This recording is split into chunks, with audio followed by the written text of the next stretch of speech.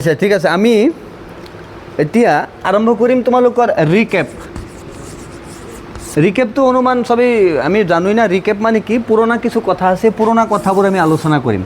পুৰণা কথা বুলি ক'লে যেনে আমি ভইচ চেঞ্জ কৰিছিলোঁ, ভইচ চেঞ্জৰ প্ৰেজেণ্ট ইনডিফিনিট টেন্স আছে না, প্ৰেজেণ্ট ইনডিফিনিট টেন্স, তাৰপিছত প্ৰেজেণ্ট কণ্টিনিউৱাছ টেন্স, তাৰপিছত তোমাৰ কি আছিল প্ৰেজেণ্ট পাৰফেক্ট, এইবোৰ আমি ৰিকেপ কৰিম। ৰিকেপ মানে কি, পুৰণা আমি অকণ চাম, কাৰ ক'ত প্ৰব্লেম আছে সেইখিনি অকণ চাই পেলাই তাৰপিছত আমি যাম পাষ্ট ইনডিফিনিট টেন্সত।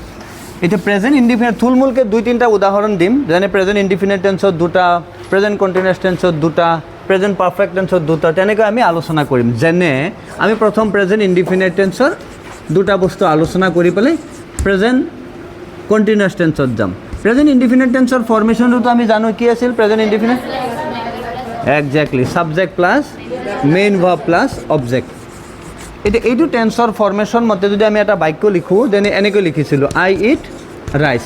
এইবোৰ অলৰেডি আমাৰ আলোচনা হৈ গৈছে হয় নাই, আমি কিন্তু অকণ মনত পেলাইছোঁ, কাৰ ক'ত প্ৰব্লেম আছে সেই বস্তুখিনি আমি অকণ মনত পেলাইছোঁ, বাকী একো নাই। এতিয়া প্ৰথম আমি কি লিখিম, ৰাইচ। এই কি কয় ইংৰাজী গ্ৰামাৰত ইনডিফিনিট টেন্স কিমানটা আছে, 3টা, present indefinite tense, past indefinite tense আৰু ফিউচাৰ ইনডিফিনিট টেন্স। যিকোনো ইনডিফিনিট টেন্সৰ ভইচ চেঞ্জ কৰোঁতে তাৰ পিছৰ টেন্সৰ পৰা কি আনিব লাগিব, অক্সিলিয়াৰী ভাৰ্ব। তেনেকৈ প্ৰেজেণ্ট ইনডিফিনিট টেন্সৰ পিছৰ টেন্সটো কি, প্ৰেজেণ্ট কণ্টিনিউৱাছ, তাৰ পৰা কি আহিব এম ইজাৰ, তাৰপিছত মেইন ভাৰ্বৰ পাষ্ট পাৰ্টিচিপল, ইটৰ পাষ্ট পাৰ্টিচিপল কি ইটেন, আমি কি লিখিম এটা বাই লিখিম, আৰু ছাবজেক্টটো লাষ্টত যেতিয়া যাব কি নাম হ'ব, অবজেক্ট। আইটো লাষ্টত গ'লে কি হ'ব, মি হ'ব। এতিয়া ছাপ'জ আমি আৰু এটা উদাহৰণ দি লিখোঁ, যেনে হি ইজ কল্ড বাই মি। এতিয়া এই বাক্যটো পেচিভ ভইচ নে এক্টিভ ভইচ, পেচিভ ভইচ। কেনেকৈ বুজিম এইটো পেচিভ, হয় আমি তোমালোকে আগত কৈছিলা বাই থাকিলে পেচিভ ভইচ, পাষ্ট পাৰ্টিচিপল থাকিলে passive voice, auxiliary verb is আছে পেচিভ ভইচ, আমি এইবোৰ চব উঠাই দিছিলোঁ হয়নে। আমি কৈছিলোঁ যদি কোনো বাক্য টেন্সৰ ফৰ্মেশ্যনৰ লগত যদি মিলে তেতিয়াহ'লে কি ভইচ, এক্টিভ, আৰু যদি নিমিলে পেচিভ। তেতিয়াহ'লে আমি চাম ইয়াত ফৰ্মেশ্যনটো মিলাই চাম, ফৰ্মেশ্যনটো মিলে নে নিমিলে হয়নে। আমি ফৰ্মেশ্যনটো চাওঁ, প্ৰথম কি আছে এইটো ছাবজেক্ট, তাৰপিছত কি আছে এম ইজাৰ, এইটো আধা টেন্সৰ ফৰ্মেশ্যন ছাবজেক্ট প্লাছ এম ইজাৰ। তেতিয়াহ'লে নিয়ম মতে একৰ্ডিংলি ফৰ্মেশ্যনত কি হ'ব লাগিছিল, আই এন জি। ইয়াত আছে আই এন জি নাই, যদি নাই তেতিয়াহ'লে আমি জনা ফৰ্মেশ্যনটোৰ লগত বাক্যটোৰ কি নাই, মিল নাই। এইবোৰ লিখিব নালাগে, ন' নিড টু ৰাইট, কাৰণ অলৰেডি এইবোৰ ডিছকাছ হৈ গৈছে আমাৰ। তেতিয়াহ'লে ছাবজেক্ট প্লাছ এম ইজাৰ ইয়াত আই এন জি হ'ব লাগিছিল, নাই, ফৰ্মেশ্যন মিল নাই, চ' ইট ইজ ইন পেচিভ।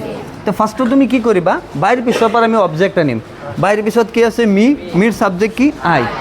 আমি এক্টিভ ভইচ কৰি আছোঁ, এক্টিভ ভইচ মানে কি accordingly formation you have to go' হয়নে, ফৰ্মেশ্যন মতে তুমি যাব লাগিব। যদি আমি ফৰ্মেশ্যন মতে যাওঁ তেতিয়াহ'লে এম ইজাৰৰ পিছত আই এন জি আছে, যদি কোনো বাক্যত এম ইজাৰৰ পিছত আই এন জি থাকে তেতিয়া এম ইজাৰ আকৌ লিখিব লাগিব। If there is I N G after am is are it means you have to write am is are again in the sentence, আকৌ লিখিব লাগিব। ইয়াত এম ইজাৰৰ পিছত আই এন জি নাই, এম ইজাৰ উঠি যাব, উঠি গ'লে কোন টেন্স হয়, প্ৰেজেণ্ট ইনডিফিনিট। ছেইম হিচাপত যদি কোনো বাক্যৰ পৰা ৱাজাৰ উঠি যায় পাষ্ট ইনডিফিনিট টেন্স হ'ব। এম ইজাৰ উঠি গ'ল, এতিয়া হিটো এইফালে যাবগৈ, হিম। এতিয়া আমি চাম ফৰ্মেশ্যনটোৰ মিল আছে নেকি, যেনে subject plus main verb plus object, এই ফৰ্মেশ্যনটো টেন্সত আছে না, গতিকে উত্তৰ আমাৰ হৈ গৈছে। এতিয়া ৰিকেপ আমি কৰোঁ 2 নম্বৰত। 2 নম্বৰটো কি আছিল, না পাষ্ট ইনডিফিনিট টেন্স নহয়, প্ৰেজেণ্ট কণ্টিনিউৱাছ টেন্স। এইবোৰ পুৰণা কথা খালি আমি অকণ মনত পেলাই আছোঁ পুৰণা কথা। পিছৰ টেন্সটো হৈছে present continuous tense. Present continuous টেন্সৰ ফৰ্মেশ্যনটো কি, subject plus am is are plus main ভাৰ্বৰ লগত I N G plus object. আমি এটা উদাহৰণ লিখোঁ, চিম্পল উদাহৰণ, যেনে I am writing a letter.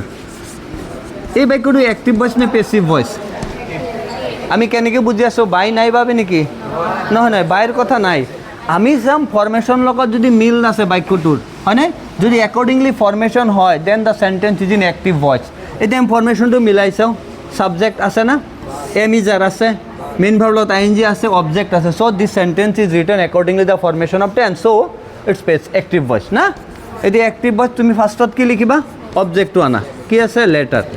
অলপ আগত যিটো বাক্য মচি দিছিলোঁ তাত এম ইজাৰ বহা নাছিল, লাষ্টৰ বাক্যটোত কিয় বহা নাছিল, তাত এটা কথা কৈছিলোঁ যে if there is I N G after am is are it means you have to write am is are again. কিন্তু তাত লিখা নাছিল, কিন্তু ইয়াত চোৱাচোন এমিজাৰৰ পিছত আই এন জি আছেনে? যেনেকৈ নাথাকক আছে না? বাছ এমিজাৰৰ পিছত আই এন জি আছে, আকৌ এমিজাৰ বহিব। আই এন জিৰ কাৰণে নতুন এটা ৱৰ্ড লিখিব লাগিব, সেইটো হৈছে কি? বিং। বিং মানে ইয়াৰ পৰা আই এন জি ইয়ালৈ গুচি আহিল, থাকিল কি? ৰাইট। পেচিভ ভইচত মেইন ভাৰ্বৰ কি ৰূপ হয়? Past participle, written. তাৰপিছত তুমি কি লিখিবা? বাই, আৰু আইটো লাষ্টত গ'লে কি হ'ব? মি। তাৰপিছত আৰু এটা উদাহৰণ, এইবোৰ তোমালোকে কিন্তু বুজোৱা হৈছে, কিন্তু আকৌ উল্টা পোল্টা নলগাবা হে। প্ৰব্লেম হ'লে ক'বা, প্ৰব্লেম হ'লে ক'বা। He is being called by you, by them. He is being called by them. এইটো বস্তু পেচিভ ভইচ নে এক্টিভ ভইচ? কেনেকৈ বুজিলোঁ পেচিভ? তোমালোকক এটা সৰু কথা কৈছিলোঁ যে যদি কোনো বাক্যত বিং থাকে বা বিন থাকে, তেতিয়াহ'লে আমি কি বুজিম?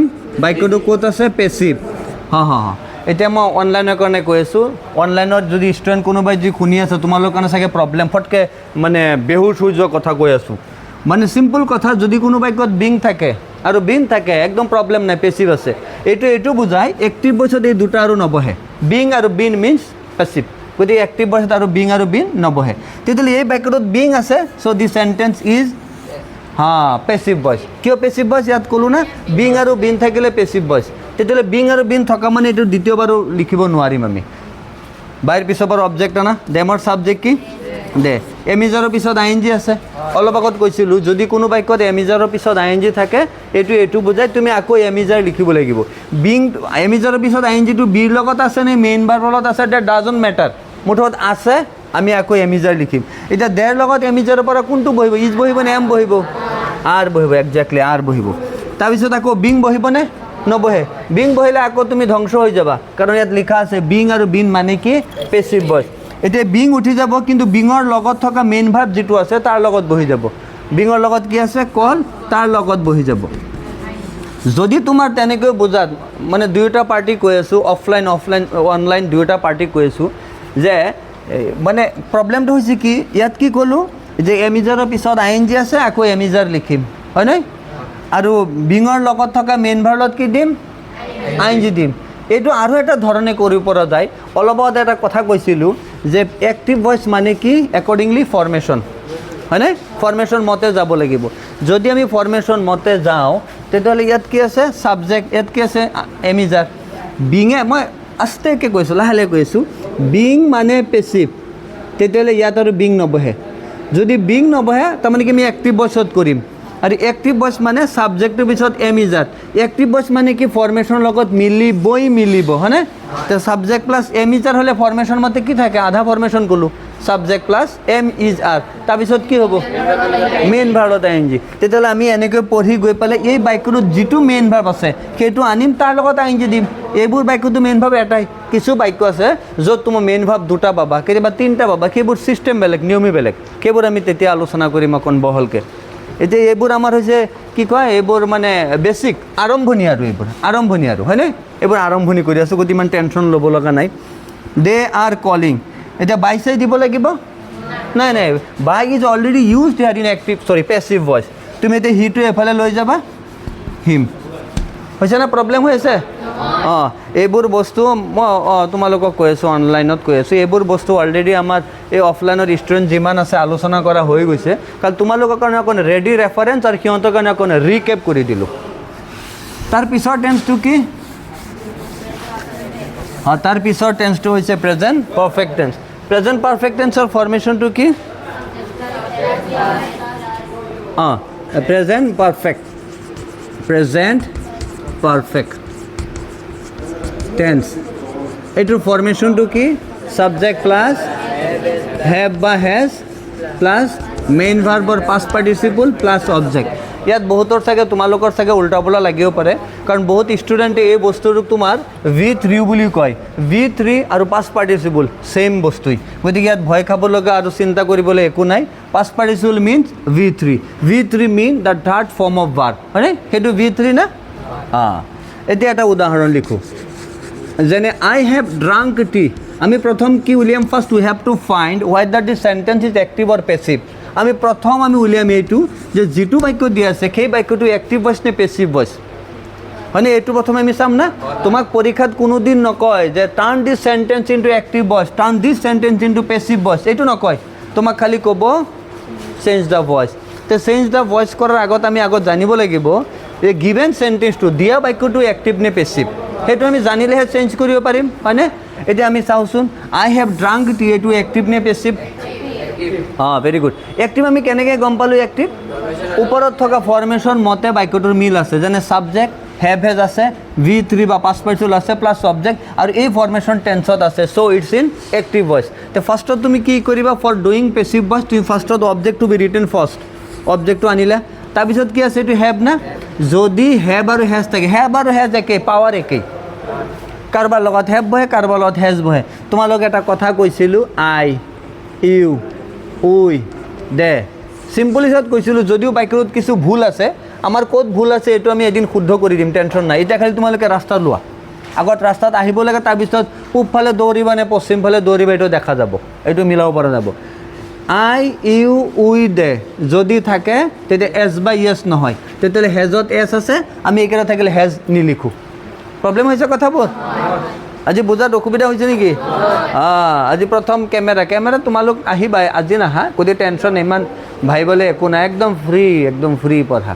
হয় হয়, আৰু তোমালোক অনলাইন, তোমালোকতো আৰু তোমালোকক মই দেখা নাই, তোমালোকে মোক দেখাবা যা, তোমালোকৰো টেনশ্যন নাই হা। খালি শুনি থাকিবা, চাই থাকিব, কিয় প্ৰব্লেম হ'লে কমেণ্ট কিবা আছে না ছেকশ্যনত তুমি কৰি দিবা টাইপ। চোৱা, আই হেভ ড্ৰাংক টি, ফাৰ্ষ্টত তুমি টি লিখিলা, হেভ হেজ থাকিলে আকৌ কি লিখিবা? Have has. হেভ হেজৰ লগত কি দিলে পেছিভ ভইচ হয়? অঁ, বিন দিলে পেছিভ ভইচ হয় নাই? বা চিম্পল কথা, হেভ হেজৰ লগত কি দিব লাগিব? বিন। তাৰমানে বিন থাকিলে আমি কি কৰিম? এইফালে চোৱা তুমি, বিন থাকিলে আমি কি কৰিম? না না না, হেভ হেজৰ লগত বিন দিলে পেছিভ ভইচ, তেতিয়াহ'লে বিন থাকিলে উঠাই দিলে এক্টিভ ভইচ না? অঁ, চিম্পল চি বাত হে। হেভ হেজৰ লগত বিন দিলে পেছিভ ভইচ, আৰু বিন উঠাই দিলে কি voice? Active voice. Have has থকা বাক্যত মেইন ভাৰ্ব কোনো দিন চেঞ্জ কৰিব নালাগে, যেনেকৈ আছে চেম টু বি এপ্লাইড, চেম বহি যাব। কিয় বহি যাব?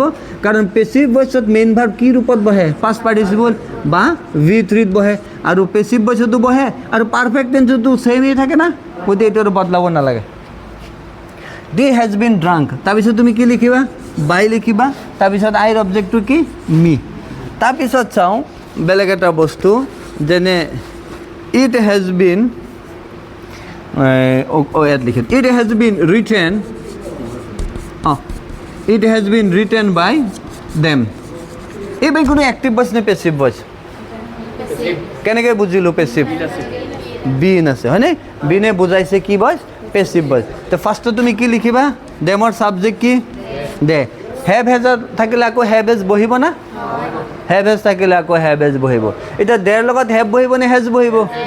এই যে চুকত এটা কথা লিখিছিলোঁ যে যদি কোনো বাক্যত আই থাকে ছাবজেক্ট, ইউ থাকে ছাবজেক্ট, উই থাকে ছাবজেক্ট, দে থাকে ছাবজেক্ট, তেতিয়া এছ থকা অবজেক্ট নহয়, হয়নে? যদি আই, ইউ, উই, দে থাকে, এছ থকা নহয়, তাৰমানে কি বহিব ইয়াত? হেভ বহিব, দে হেভ। তাৰপিছত বিন আকৌ বহিবনে? নহয়, এইমাত্ৰ অলপ আগত প্ৰেজেণ্ট কণ্টিনিউৱাছ টেন্স আলোচনা কৰোঁতে এটা কথা কোৱা হৈছিল যে বিং আৰু বিন মানে কি ভইচ? যদি বিং আৰু বিন মানে পেছিভ, তেতিয়াহ'লে ইয়াত কি আছে? তেতিয়াহ'লে আমি আকৌ দিয়া মানে ডাবল পেছিভ হৈ যাব হয়নে? গতিকে আৰু ইয়াত বিন নবহে, তুমি বিন উঠাই দি এইটো লিখা। এইটো কি আছে? ৰিটেন। আমি আৰু এটা কথা আলোচনা কৰিছিলোঁ যে প্ৰেজেণ্ট পাৰফেক্ট টেন্সত, তাৰমানে হেভ হেজ থকা বাক্যত মেইন ভাৱ ক'ত থাকে? অলৰেডি পাষ্ট পাৰ্টিচিপলত আছেই, আৰু পেছিভ ভইচতো এই অৱস্থাটোৰ এইটো ৰূপ কি হয়? Past participle. গতিকে এইটোৰ কথা কোনো চিন্তা কৰিব নালাগে, বুজিছা? No' need to think. They have, তাৰপিছত ক'ত আছে? ৰিটেন। তাৰপিছত তুমি এইটো এফালে যাব, বাই চাই দিব লাগিব নালাগে। এতিয়া আমাৰ এইখিনি হৈ গ'ল আমাৰ ৰিকেপ। ৰিকেপ মানে এইটো কি কয়, ভইচ চেঞ্জ আলোচনা কৰি যেনেকৈ আমাৰ টোটেল টেন্সটো কমপ্লিট হোৱাৰ পিছত আকৌ আলোচনা হ'ব ৰিকেপ, তেতিয়া হ'ব তোমাৰ টোটেল 9টা টেন্সৰ আলোচনা, বেকত কি হৈছিল নহৈছিল। এতিয়া আমি চিৰিয়েলি আমি য'ত যাব লাগে তাত আমি যাম।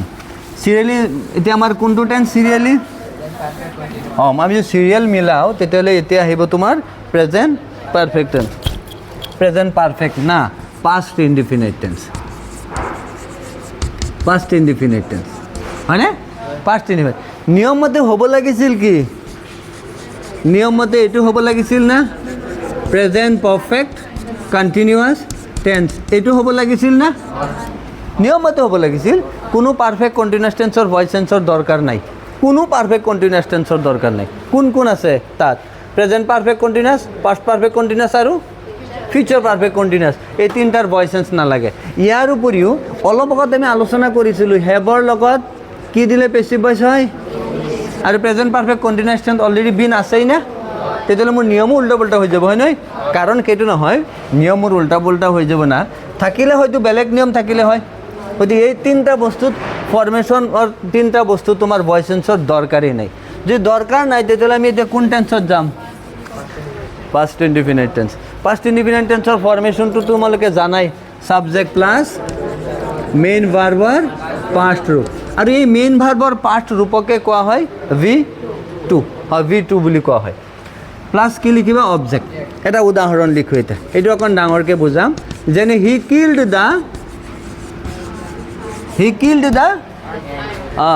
এতিয়া চবকে কৈ আছোঁ দুয়োটা লাইনৰ ষ্টুডেণ্টে কৈ আছোঁ যিকোনো টিচাৰ যেতিয়া লিখে হি কিল তেতিয়া ষ্টুডেণ্টবোৰে কয় tiger he kill the tiger তোমালোকৰ ফালৰ ষ্টুডেণ্টো চাগে এনেকৈ কয় টিচাৰে কোৱাৰ লগে লগে হি কিল দ্য টাইগাৰ কিন্তু মই নিলিখিলোঁ মোৰ এটা হাইপথিচিছ মোৰ এটা ব্ৰেইনত এটা কথা ক'লে মানুহে প্ৰথম দিনা ডাঙৰ বস্তু মাৰিব নোৱাৰিব হয় নাই বাঘ হাতী এইবোৰ মাৰিব নোৱাৰে গতিকে তুমি বাচ্চা বস্তু মাৰা প্ৰথম পৰুৱা মাৰা তাৰপিছত পঁইতাচোৰা মাৰা তাৰপিছত মেকুৰী মাৰা তাৰপিছত কুকুৰ মাৰা তাৰপিছত আস্তে আস্তে ওপৰত ফক্স মাৰা ডংকি মাৰা এনেকৈ গৈ তুমি বাঘ মাৰা বুজিছা তোমালোকে বুদ্ধি দিলোঁ প্ৰথম বাঘ মাৰিব নাযাবা সুবিধা নাপাবা লাষ্টত তোমালোকৰ ঘৰত খবৰ আহিব বাঘে মাৰিলে বুজিছা নহয় গতিকে বাঘক মাৰাৰ আগত তুমি বাচ্চা বস্তু মাৰি পেলাই আইডিয়া কৰা হয় নহয় কাৰণ তুমি 5ত একদিন পঢ়িছা বুলিয়েইতো ক্লাছ 10ত পঢ়ি আছা হয়নে চিম্পল গতিকে আমি আগত সৰুৰ পৰা আৰম্ভ কৰিব লাগিব তেতিয়াহে ডাঙৰত যাম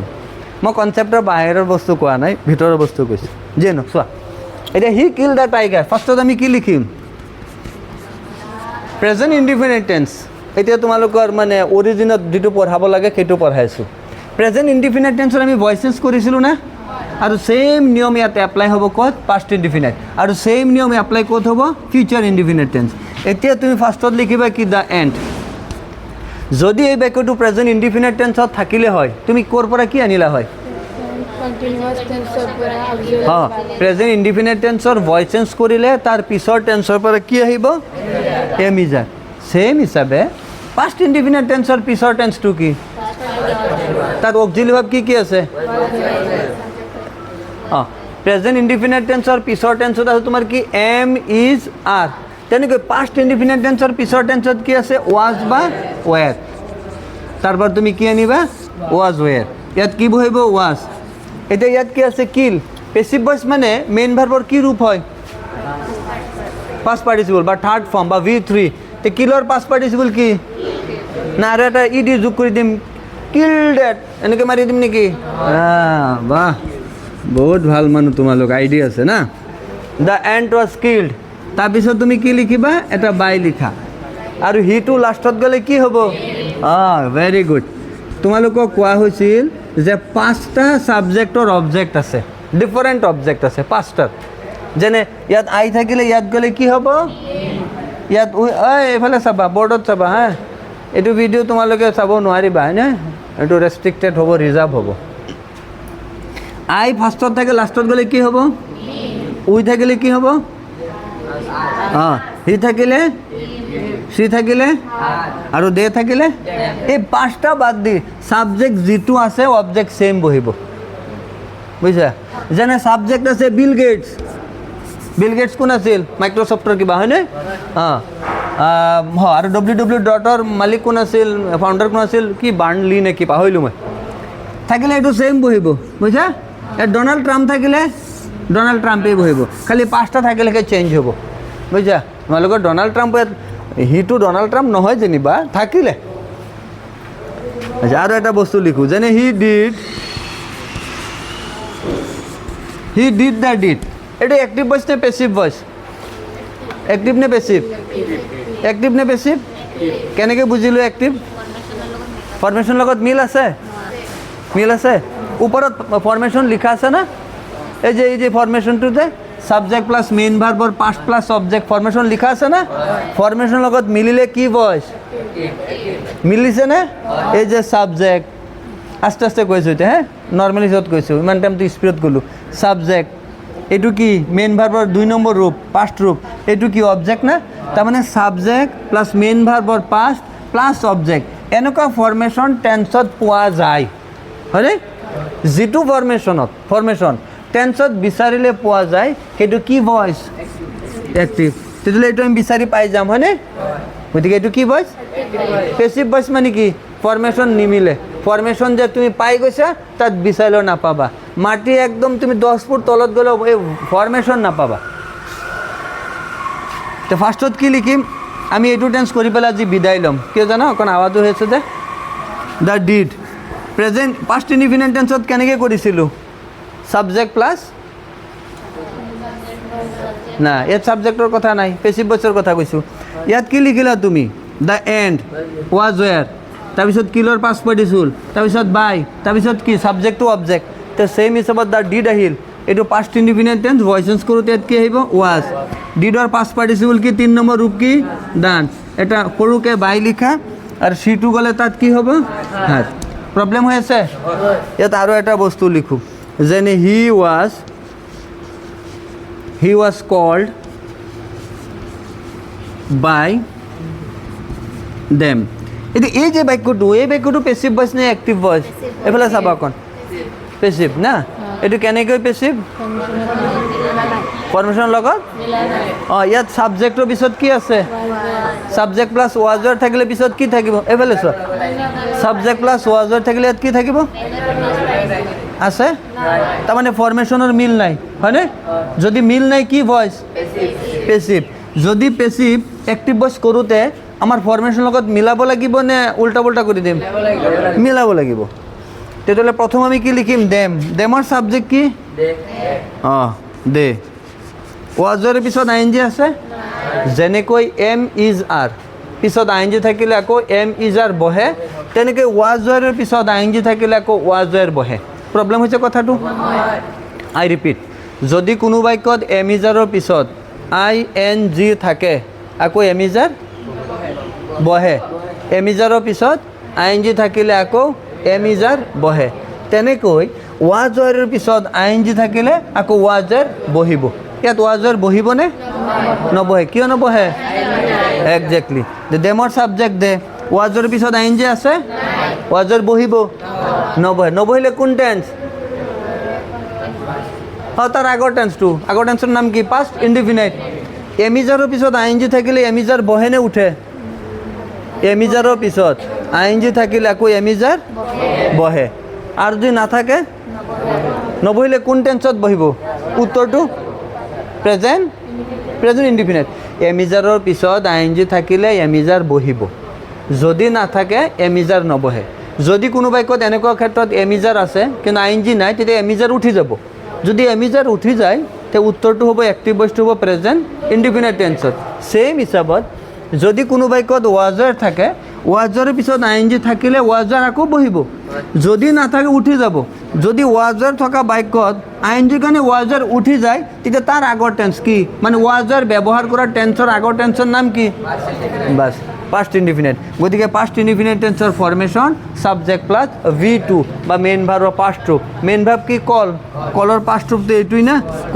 কল্ডৰ কি লিখিবা হিৰ অবজেক্ট হিম এইখিনি তোমালোকে এতিয়া লিখিব লাগিব আজি অকণ মানে আজি প্ৰথম দিন মই মানে দুয়োটা বেটছৰ ষ্টুডেণ্টক কৈ আছোঁ অনলাইন আৰু অফলাইন নাই অফলাইনৰ বোৰে ভাবিছে নতুন ফটকৈ কেমেৰা আহি গৈছে কি অসুবিধা এনেকুৱা এটা ভাৱ যাৰ কাৰণে তোমালোক আজি ইজি হ'ব পৰা নাই হয় নহয় আৰু তোমালোক যিমানে মোবাইলত বা কি কয় লেপটপত চাই আছা তোমালোকৰ সেম প্ৰব্লেম ফটকৈ মাষ্টৰ ক'ৰ পৰা আহি গ'ল নতুনকৈ কি ছাৰ আহি গ'ল না অলৰেডি মোৰ ভিডিঅ'বোৰ তোমালোকে মানে যদি অকণ চাৰ্চ কৰা তোমালোকে যখন বিচৰা ইউটিউবত তোমালোকে মোৰ কেইটামান ডেমো ক্লাছ পাবা আৰু 10টামান ডেমো ক্লাছ পাবা আৰু যদি তোমালোকে ডেমো ক্লাছ চাবলৈ হ'লে তোমালোক এনেকৈ মাৰি দিলে হৈ যাব এই এপটো তোমালোকে ডাউনলোড কৰিব পাৰা এই অনলাইনৰ পৰা কৈ আছোঁ ডিজি স্কুল বা যদি তোমালোকে এইটো বিচাৰি নোপোৱা তেতিয়া তোমালোক মাৰিবা আহমেদ ছাৰ ইংলিছ ক্লাছ। হা, মোৰ নাম Ahmed. Ahmed sir English class বুলি ক'লেও তোমালোকে ইউটিউবত এইবোৰ পাই যাবা। ঠিক আছে, আকৌ তোমালোকক লগ পাম। আজি তোমালোকৰ পৰা বিদায় লৈছোঁ। অফলাইনৰ লগত মই কিছু সময় থাকিব লাগিব। হা, থেংক ইউ।